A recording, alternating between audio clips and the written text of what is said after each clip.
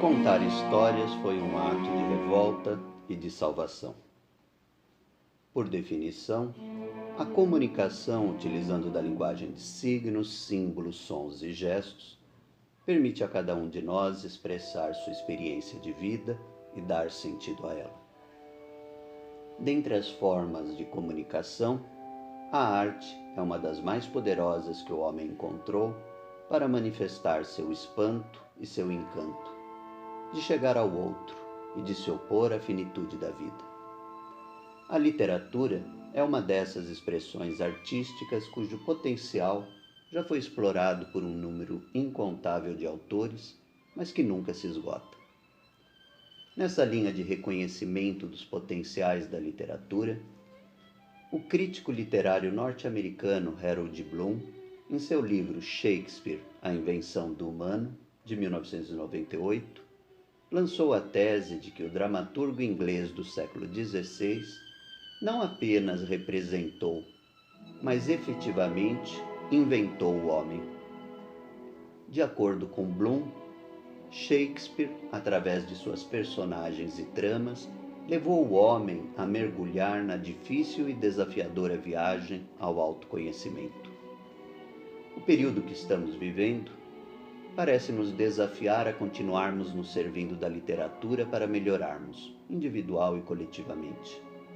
Os recursos tecnológicos hoje disponíveis, mais do que rivais, como às vezes são vistos, podem sim ampliar o alcance e benefícios da literatura e da leitura de forma geral. Embora a evolução da história escrita no Ocidente tenha conferido proeminência a essa forma de linguagem, a tradição da oralidade na produção e transmissão de saberes, tão valorizada em culturas do Oriente, é sempre fonte para valiosos aprendizados. Um exemplo dessa experiência oral, disputada pela escrita, é a obra As Mil e Uma Noites, a história da princesa Sherazade, de onde pode-se tirar um belo exemplo de revolta contra o destino. Sherazade também se tornou ícone da figura do ledor, aquele que se faz ponte entre a história e o receptor. E contra o que Sherazade se revoltou? Conta-se que para interromper uma sucessão de crimes do sultão Shahriar, que em vingança à traição de sua primeira esposa passou a casar-se com virgens de seu reino e logo em seguida matá-las, para que nunca mais fosse traído, a princesa Sherazade, filha do grão-vizir, convence seu pai a oferecê-la para ser desposada pelo sultão, tendo em mente um plano para interromper o ciclo de violência contra as mulheres imposta pelo arbítrio do sultão. Chegada a noite de núpcias, Sherazade põe em curso seu plano, que com a ajuda de sua irmã Dinazade, inicia uma contação de histórias sem fim, postergando o ato derradeiro da cópula seguida pelo assassinato. Cada história contada dava início a uma nova. Ao longo das 1001 noites de histórias, que pelo manuscrito são 282, o sultão se apaixonou por Sherazade e isso demoveu o desejo de vingança. Uma leitura que se pode fazer disso é a da vitória da criatividade de Sherazade, subvertendo o poder bruto do arbítrio masculino. Em 2004, no Festival do Livro de Frankfurt, foi lançada uma nova tradução das 1001 Noites, apresentada como a mais fiel ao mais antigo manuscrito árabe disponível, datado do século XV. No campo da crítica literária, é indispensável a menção ao intelectual palestino Edward Said, professor da Universidade de Columbia em Nova York, que publicou, em 1978, o livro Orientalismo, cujo subtítulo, O Oriente como Invenção do Ocidente, já revela sua tese. Desde a primeira tradução das 1001 Noites para uma língua europeia, feita pelo francês Antoine Galland no século XVIII, até nossos dias as histórias das noites árabes continuam sendo contadas e ressignificadas.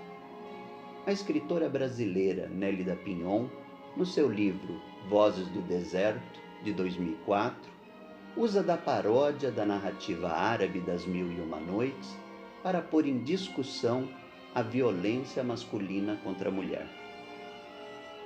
Também a escritora marroquina Fatema Mernissi, considerada uma voz do feminismo árabe, debruçou-se sobre as Mil e Uma Noites para escrever seu livro O Harém e o Ocidente, de 2001, no qual, a partir de pesquisas, revela o aspecto transgressor do contar de histórias por mulheres do povo, que, escapando de aparelhos de censura, podem alterar enredos e desfechos.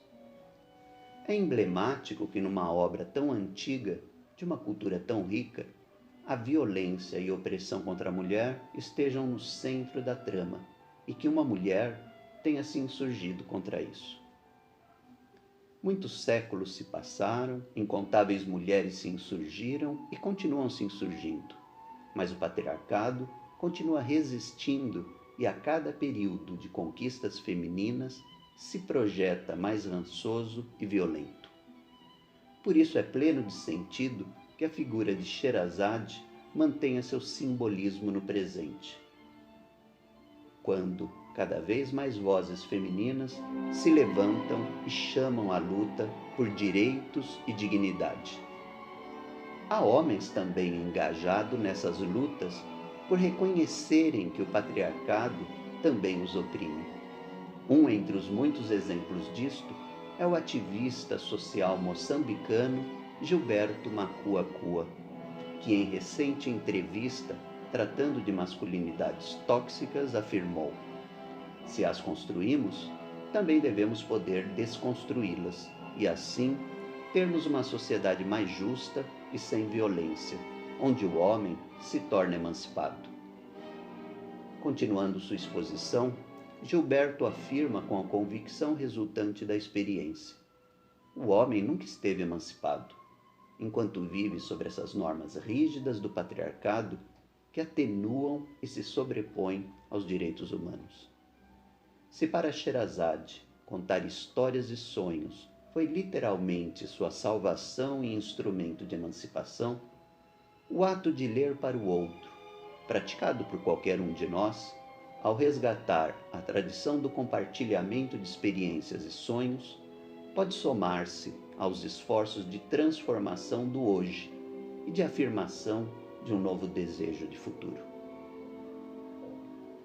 A superação do desejo pela transgressão é o título de nosso próximo encontro. Durante essa leitura, ouvimos ao fundo a obra Sherazade, do compositor russo Nikolai Rimsky-Korsakov, com a Orquestra Filarmônica de Viena, dirigida por Valery Gergiev, no Festival de Salzburgo 2005.